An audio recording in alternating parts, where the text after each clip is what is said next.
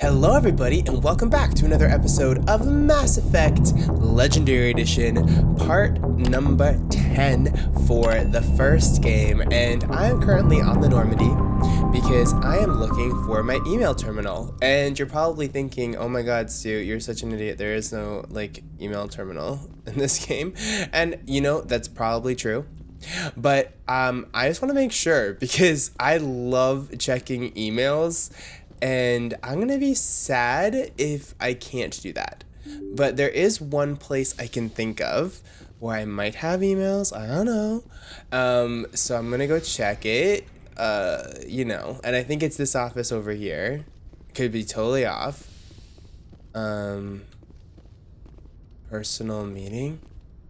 Man, I got excited there when I saw that. I was like, oh my god, oh my god. But yeah, I don't know. Is there any emails in this game? Can you guys tell me? What's this? Shepherd's locker? Oh, okay, I'll take it. I'll take it.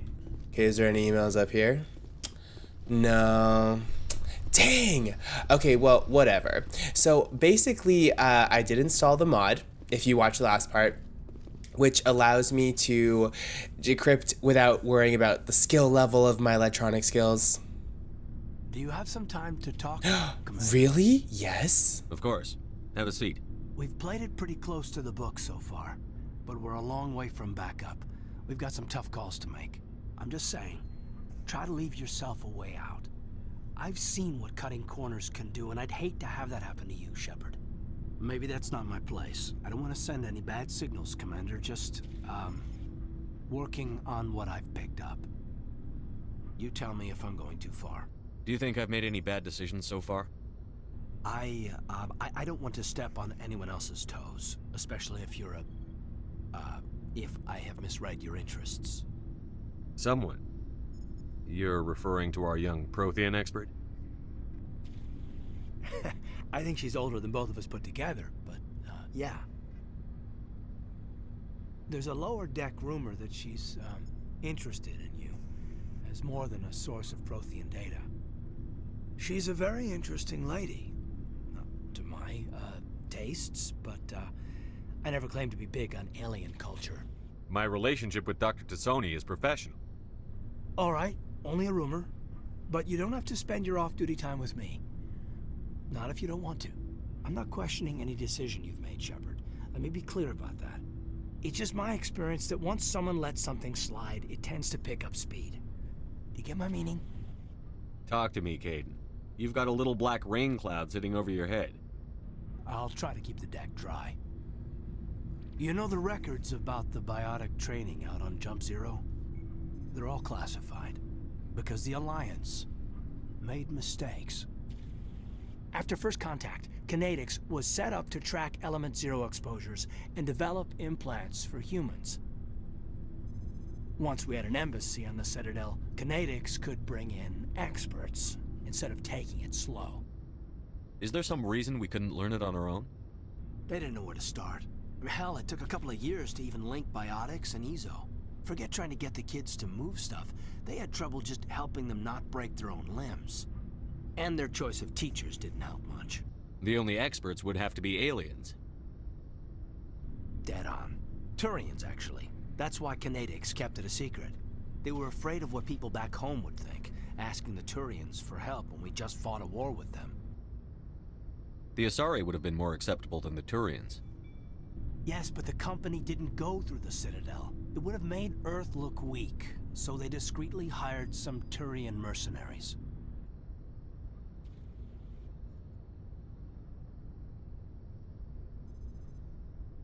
I'm sure Kinetics did what they thought was best. It wasn't best for us. They brought in an ex-military Turian named Commander Vernus. To introduce himself, he liked to say, "I was at the helm of the dreadnought that killed your father." Well, I told him my dad wasn't in the war. He'd retired to Vancouver. My family had an inland home that matured to New Beachfront. Vernus had it in for me after that. He cut corners, pushed hard. I mean, you either came out a Superman or a wreck. A lot of kids snapped. A few died. The point of all of this, I guess, is that when you cut corners, it's not always obvious who pays for it. So why are you telling me this? Are you saying I'm cutting corners somewhere? I'm saying it's probably inevitable that we'll have to, and when that happens, I want to help you. When someone important to you is up on a ledge, you help them. Keep them from mistakes better made by a kid. If I'm out of line, just say the word. Now isn't the ideal time, but I want to talk about this, Caden. I get you, Shepard. I don't make a habit of complicating the chain of command. Just think about what I said. What's your opinion on the last mission? Dr. Tassoni. She seems nice enough. Hard to believe she's older than both of us put together. Any intentions there, Lieutenant? No, Commander. Just art appreciation. What's your opinion on the last mission? Oops. Dr. Tassoni. She seems nice enough. Hard to believe she's older than both of us put together. We'll talk later, Caden. I'd like that. I did not realize I had dialogue with the crew. This is so exciting. Okay, so I guess I'm gonna be catching up with the crew this part. Oh, what's this? Wait, what? Replenish what? I don't know what that did. I should have looked it up closer, but I won't. Yes, Commander? I'm sure Is there there's something you need? No, goodbye. I should go. Goodbye, Commander. See you later. Okay, so Liara.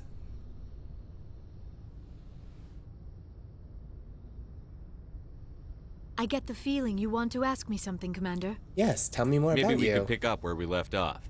You were telling me about your interest in the Protheans. Actually, I think I was talking about my interest in you, and making a fool of myself in the process. As I said, I am not used to dealing with people, especially humans. I did not really know much about your species when we first met, Shepard. I found it hard to take humanity seriously. Your kind always seemed so rushed and high-strung. We don't have the luxury of time. An Asari can live for 1,000 years. We're lucky if we hit 150. That is true. At first I thought that was a weakness of your species. After spending time with you and your crew, however, I think it may actually be an advantage. You humans are creatures of action. You pursue your goals with an almost indomitable determination. It is an admirable trait, but also an intimidating one. You're scared of us? Unfortunately, the rest of the galaxy sees humanity as something of a bully. You run over anyone in your path to get what you want. It is up to people like you to change their minds, Shepard. I'm doing the best I can, Liara. There is a reason the Council chose you to become a Spectre. They saw something special in you. The best of what humanity has to offer. I looked into your history. I know what you did during the Blitz. It was a remarkable display of courage and heroism. You didn't need to go behind my back. I would have told you whatever you wanted to know. I apologize, Commander. After our last conversation, I was afraid I would say something stupid again. I wanted to know more about you. To understand what made you into the man you are. There is something compelling about you, Shepard. Are you sure you're interested in me? Or is it my visions of the Protheans? I admit, your connection to the Protheans had something to do with my initial interest, but it has grown beyond that. You intrigue me, Shepard, but I was not sure if it was appropriate to act on my feelings. I thought there might already be a relationship between you and Lieutenant Alenko. I care about Caden. A lot. I thought so. Still, I feel as if there is also some attraction between us, Shepard. I'm not interested in you in that way, Liara. This is very embarrassing for me, Commander. Please, let's talk about something else. Do you know why Benezia joined up with Saren? I don't understand it. She was always outspoken about the need for the Asari to become more involved in shaping galactic events. Maybe she thought allying herself with Saren would somehow be for the greater good in the long run. At least I hope so. This hurts you, doesn't it? None of this makes any sense to me. I have not spoken to Benezia in many years, but I know her, and this was not like her.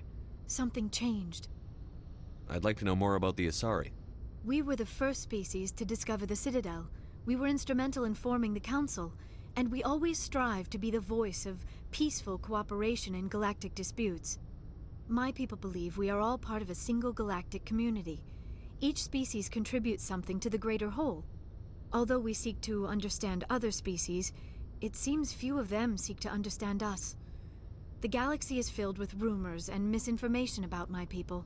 Like what? Most of the inaccuracies are centered around our mating rituals. My species is monogendered. Male and female have no real meaning for us. We still require a partner to reproduce. This second parent, however, may be of any species and any gender. I don't understand. Your species can mate with anyone? Mating is not quite the proper term, not as you understand it. Physical contact may or may not be involved, but it is not an essential element of the union. The true connection is mental. Our physiology allows us to meld with other beings. We can touch the very depths of their minds.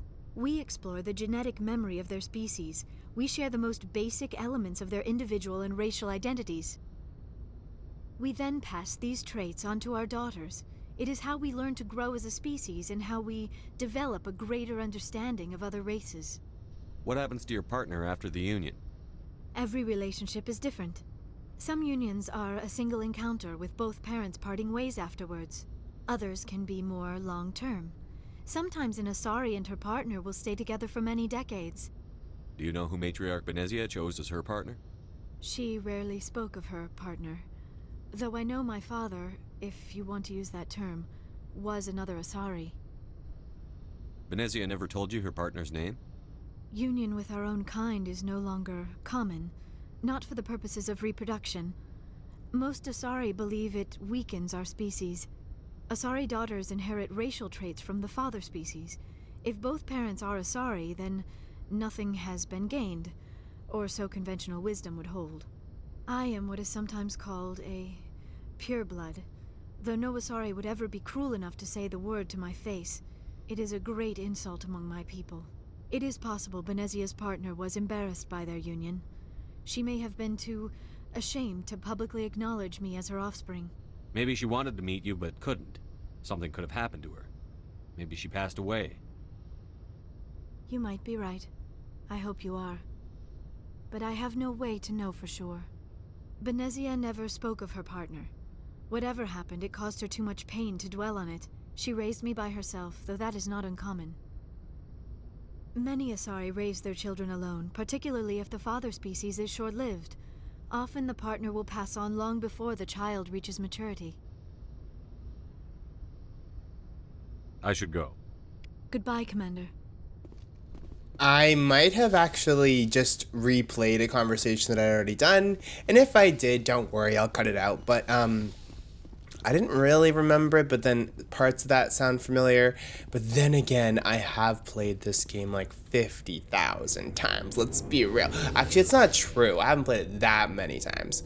But I have seen it because I posted on YouTube and obviously watched my own series quite a bit. So I have seen it quite a lot. Okay, so what we're going to do is we're going to go over to this. Yes. Okay, hold on.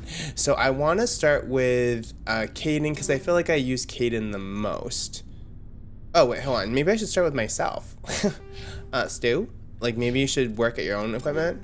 Okay, so I only need a pistol.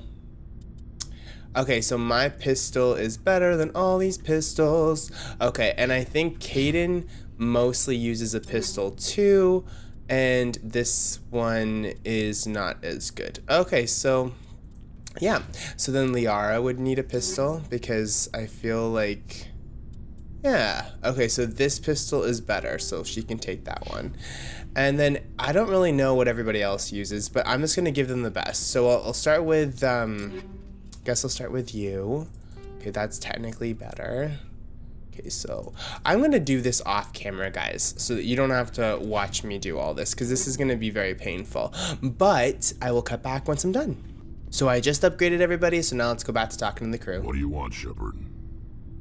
Why did you become a mercenary? Lots of reasons. Such as? Such as, I needed to get out of our system. I needed to eat. I needed to survive. Why not stay and help your people? I tried to help. That's why I had to leave.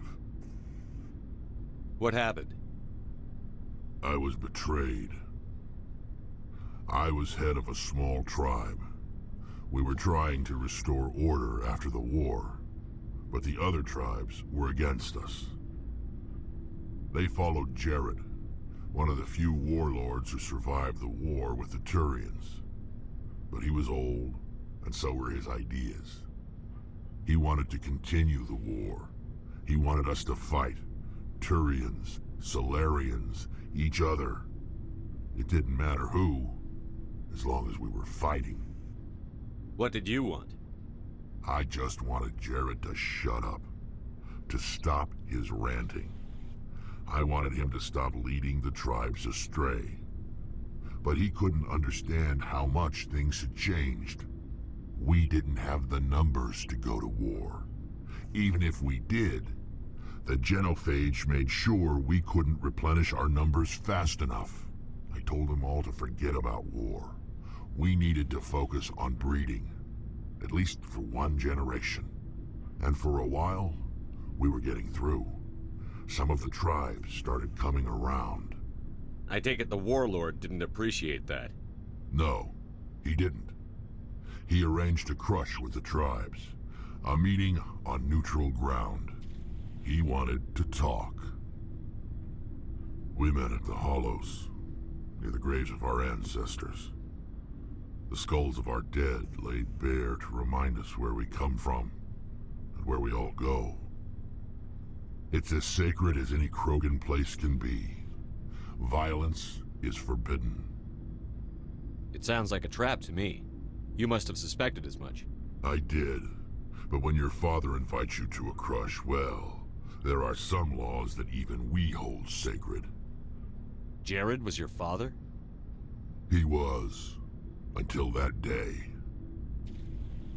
We talked, but we didn't get anywhere. When it was clear that I wouldn't join him, he gave the signal. His men leapt from the graves of our ancestors like Krogan undead. The few that were loyal to me died quickly. I escaped with my life, but not before I sank my dagger deep into my father's chest. That is why I left, and that's why I'll never go back. So long, Rex. Oh, Shepard. well, I actually do want to investigate more. Shepard, Are your people really dying? we're sure not getting any stronger. We're too spread out. None of us are interested in staying in our own system. Lots of species have left their homes and prospered.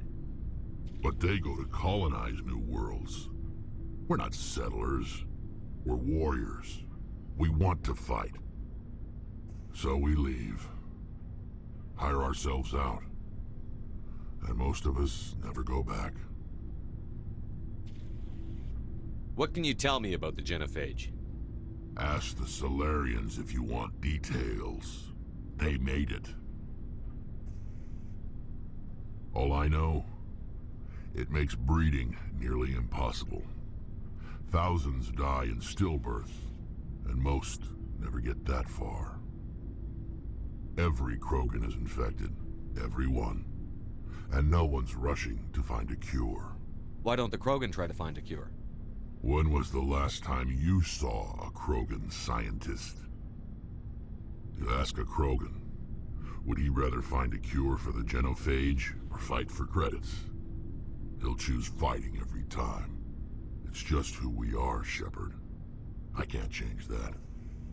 Nobody can. You must have family other than your father. Don't you miss them? You trying to make me cry, Shepard? I've got some unfinished business with my family, but that's all. What kind of business? Before I left, I made an oath to my father's father. I swore to recover my family's battle armor. It was taken from him after the uprising. What's so important about this armor? It's a relic. Useless, really. But it was worn by 5 generations of my family before the war. It's rightfully mine. Originally, it was taken by the Turian military. We weren't allowed armor or weapons after the war. Now, it's in the hands of Ton Actus, a Turian scum who collects relics from the war. He's made millions selling Krogan artifacts that were stolen from my people. He's got several bases where he stores his goods, all fortified and guarded. I just don't know which base has my family's armor. Just tell me where to start looking. I'll upload the data to your nav system. But Commander, I want to be there when you find him. So long, Rex. Shepard. All right. Oh, we got another mission. Commander? What's your opinion on the last mission? Not sure I buy Dr. Tassoni's story about her and her mom not talking. They're family, right? You are such a little, like, she's a very anti-alien. I didn't notice it until I recently started playing this, but she's very anti-alien. I think she's being straight with us. Or at least, I don't think she lies very often. Yeah, she's probably really bad at it. Too bad those ruins got destroyed. I mean, they lasted thousands of years. That's impressive. Do you have a few minutes to talk one-on-one? Sure. I was just watching some mail from home. Oh, before I go, we saw Caden in a news vid about the Normandy. He's cute. Later, sis.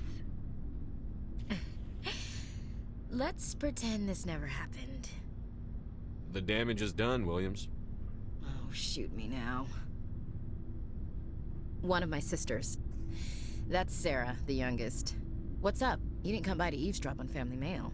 Your family seems to be important to you. Yeah, we've always been close. Me and my sisters especially. With Dad on duty so much, I had to help Mom raise them. After helping raise them, your sisters still talk to you? Amazing. Things were tense between Sarah and me for a while. Then we bonded. Sounds like a story. Feel like sharing? Sarah got herself a boyfriend who wanted to go faster than she did, Mike. I didn't think he was a bad kid, just pushy. Lynn would send me these worried vid mails, and I'd tell her to relax. Where were you when this was going on? I was on active duty. Sarah's graduating high school this year. This was only a couple of years back. They were on Amaterasu. At the time, I was assigned to Chernobog. Same cluster, but a dozen Hellwire away. Close enough to talk regularly, too far to make it back in an emergency. I couldn't afford a fast packet flight. If he really liked her, he wouldn't be pushy. Yeah, of course. If he didn't ask at all, I'd wonder if he thought Sarah was ugly. Damned if you do, damned if you don't. Mike thought they'd go for a romantic walk in the woods, 'cause he figured it was past time they did the deed. She levered Mike face first into a tree and left. Didn't have a scratch on her. Good thing Mom and Dad had us all learn some kind of self-defense. I took emergency leave and walked Sarah to school for a few days. Why didn't you tell the police? She said it wouldn't solve the real problem, and she and Mike would both become household names. It was a small colony. I said it was her call to make, that we should let her do it her way. Mom was pretty pissed about that. You said all of your sisters learned self-defense? Lynn did pistol practice, but didn't like it. She's kind of nervous. Sarah took Aikido. Abby decided to learn the sword. She always was a little weird. Likes big skirts and tops you have to tie her into. They do great things to her figure, though. So, what did you learn? One of Dad's friends taught me Marine hand to hand. You traveled all the way home to walk your sister to school. It was only a dozen light years, like a day's cruise. It's not like I was going to Earth or something. My last day out, Mike was waiting for us. Sarah had told her friends, so everyone at school knew what he did. He wasn't happy. I wanted to snap him in half, but Sarah gave me this look, this let me handle it, I need to do this alone look. She kept her cool, God bless her, as he screamed in her face. She just let him vent. Then he tried to punch her. I swear, she just flowed around him. Next thing I knew, he's face down on the sidewalk, and there's blood everywhere. That's unbelievable. Sarah must be as good as you. Better. I'm more or less a straight-up puncher. When he swung, she wasn't there anymore, and he fell. She helped him stop the bleeding and had me call an ambulance. She told the paramedics he fell. Before they took him to the hospital, Mike touched Sarah's arm. I thought he was gonna end up on the ground again. But he hung his head, whispered, "I'm sorry," and started crying. And she hugged him. The Williams women are a decisive bunch, Commander. We do things when we're ready. Not before, not after. Your sister's something else. But you didn't mention your father at all. Was he on deployment? Dad always wanted to serve in space, but he wanted us to have real ground under our feet. He'd say, space is beautiful, but you can't raise a family there. I cannot rest from travel. I will drink life to the lees. All times I have enjoyed greatly, have suffered greatly, both with those that loved me and alone. For always roaming with a hungry heart, much have I seen and known, cities of men and manners, climates, councils, governments. I never thought I'd hear you reciting poetry. Just because I can drill you between the eyes at 100 meters doesn't mean I can't like sensitive stuff. Just don't spread it around. Ulysses was my dad's favorite poem. Every time he shipped out, he recorded me reading it. He had a dozen versions when he retired. Does he still like it? I sure hope so. I read it to his grave every time I go home. Dad passed on a few years back. He's probably still watching, though. You mean from wherever we go after death? Dead on, Skipper. He's with God now. That's not a problem with you, is it? That I believe in God? You know that old saw, there's never an atheist in a foxhole? I've been in a lot of foxholes. Yeah, I guess you have. I've met a few people who were really weirded out by my faith. Because I work in space, I can't believe in a higher power? Jeez. Hello, have you people looked out the window? How can you look at this galaxy and not believe in something? Your beliefs are your business. I'm your commanding officer, not your moral compass. I appreciate that, Skipper. I should get back to my duties. Didn't mean to take up so much of your time. Dismissed, Chief. Sir. Oh my gosh, I love these conversations. This is gonna be a whole episode of just us talking to the crew. Like that's it. Commander, good to see you. You've been with CSEC a while. Have you seen much action? Well, not as much as you, but yeah, I've seen some interesting things. I'll bet you have. Anything in particular that stands out? I remember this Solarian geneticist I was sent to investigate. That case was a bit disturbing. What happened? Why were you investigating them? I was tasked with tracking black market trade on the Citadel. Most of it harmless, nothing I needed to pursue. But during the course of my investigation, I noticed an increase in the trade of body parts, organs mostly. We usually get a few of those, but not the numbers I was seeing. We weren't sure if there was a new black market lab or if some freak was harvesting organs from citizens. So what was it? Both, actually. But it took us a while to figure that out. So how did you figure out what was happening? First, we got a hold of a sample and ran DNA tests. The weird thing was, the match led us to a Turian who was still alive and was very convinced he'd never lost his liver. After a bit of digging, I discovered this Turian worked briefly for Dr. Salion, the geneticist. So I went to his lab hoping to find evidence of cloned organ development, but there was nothing. No Solarian hearts, no Turian livers, not one Krogan testicle. What did you do about the geneticist? I brought in some of his employees for interrogation, to see if I could get them to talk. While I was interviewing one of them, I came across something suspicious. You mean threatened? Was that really necessary? Maybe, maybe not. Either way, it paid off. One of my detainees started bleeding profusely during the interview. We offered to patch him up, and he got frantic, freaked out. I ordered a full exam to find out what was going on. Our medics found incisions all over his body, some of them fresh. That was our big break. These people weren't just Dr. Salion's employees. They were test tubes, walking, living test tubes. He was growing parts inside these people?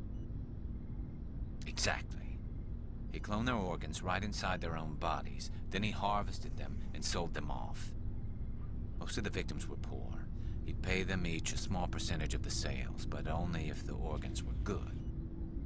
Sometimes an organ wouldn't grow properly, so he'd just leave it in them.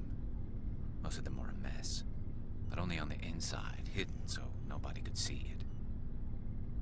I hope he got what he deserved. That's the worst part. We never caught him. Why not? What the hell happened?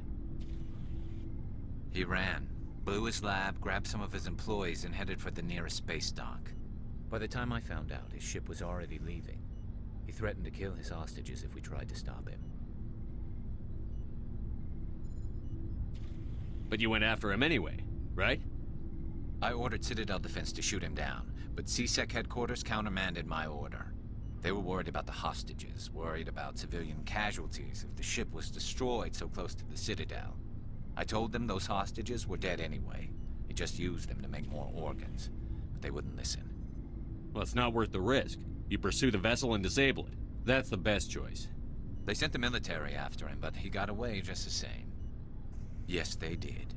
I went to Palin and told him what I thought of him and his policies. He said if I didn't like it, I could quit. Well, I almost did. All they had to do was disable that ship, stop him from running. Maybe the hostages die, maybe they don't, but at least we stopped the bastard responsible for it all. If you don't care about the fate of those hostages, then you're no better than he is. You're just a terrorist with a badge. Yeah, maybe you're right. It doesn't make it any easier, but I see your point. Just wish I could have stopped him. That's all. Do you have any idea what happened to Dr. Salion? I sent out feelers from time to time, hoping to find something. I thought I'd found him a while back. He changed ships and changed his name to Dr. Hart, his idea of a joke, I guess. I told the military, but they weren't convinced it was him. I got the transponder frequency for his new ship, but I just can't get anyone to check it out. I'll check out the coordinates when I get a chance. I was hoping you'd say that. But Commander, take me with you when you go. If it's Salion, I want to be there when you find him. I will. Oh, it's another one. I love these missions. Okay, we have one more crew member to speak to. Tali Zora Naraya. Shepard, I'm glad you're here. Good to see you smiling again, so to speak. I'm sleeping much better now. I guess I'm getting used to how quiet your ship is. I still think a lot about my pilgrimage, though. I know Starin's our top priority, but with all the worlds we go to, I was hoping to find something to bring back to the flotilla. We've still got a long way to go. You'll find something to take back. Yes, but it cannot just be some derelict ship my people can use for salvage. It has to be more than that. There's a lot expected of me. What's so special about you? It's my father. He's the senior member of the Admiralty Board. He's one of only 5 people who can overrule the decisions of the Conclave for the good of the migrant fleet.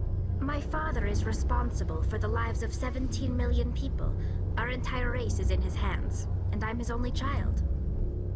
So are you some kind of heir to the Quarian throne or something? No, it doesn't work that way. My father's position isn't hereditary. I'll probably never serve on the Admiralty Board myself.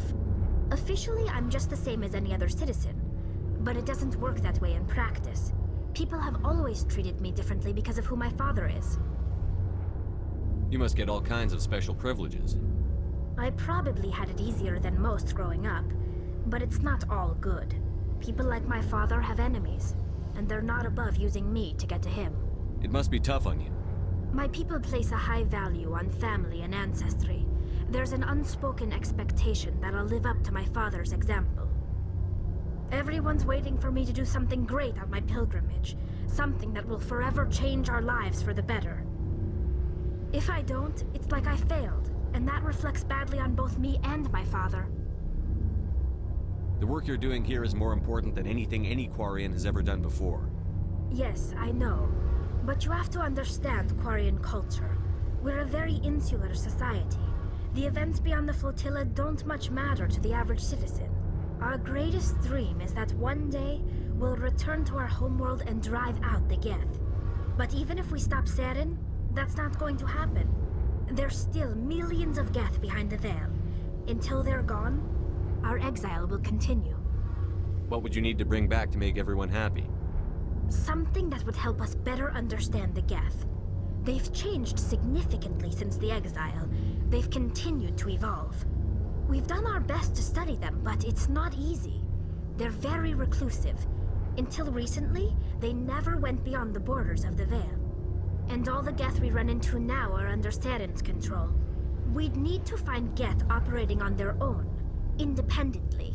But I don't want this to get in the way of our mission, Shepard. First, we stop Saren. Then I'll worry about my own problems. What was your father like? It wasn't easy growing up as the daughter of one of the Admiralty. Even before he joined the board, he was a prominent figure. People looked to him for leadership. He had to set an example, and he expected the same of his daughter. Plus, he was pretty strict, a military man through and through. He never allowed me to settle for anything less than excellence. As a kid, I sometimes felt like he was pushing me too hard. But now I'm old enough to appreciate what he taught me. The world doesn't owe us anything. If we want something in life, we have to earn it. Where was your mother in all this? Mother was around, but she always seemed to kind of blend into the background. Almost like she was overshadowed by my father. He tends to do that to people. She passed on about 5 years ago. Some airborne virus that swept through the fleet. Happens sometimes when the filters start to break down. I think my father took it pretty hard. After she was gone, he became even more focused on his work. I think that was his way of dealing with the grief. Sounds like a tough upbringing. You don't resent your father at all? Like I said, it wasn't easy. My father's not the kind of person you bond with. And he wasn't around all that much. Too busy. People counted on him, and he took his duties seriously. Even when he was around, he always seemed a bit distant. Like his mind was always somewhere else. Come to think of it, I can't ever remember seeing him smile. Aww. Not once. It's like he was always weighed down by all that responsibility. I mean, I know he cares about me, but he never really showed it, not in the usual way. I guess the best thing I can say about my father is that I respect him. I want to talk about something else. Like what? I should go. See you later. Oh, I love talking to the crew. Okay, so we've just picked up 2 loyalty missions, Garrus and Rex, and we've talked to everybody on the crew, and this episode's already been so long, so I'm going to be wrapping it up here. So thank you so much for watching this part. I will see you in the next one where we continue on the missions. Bye for now.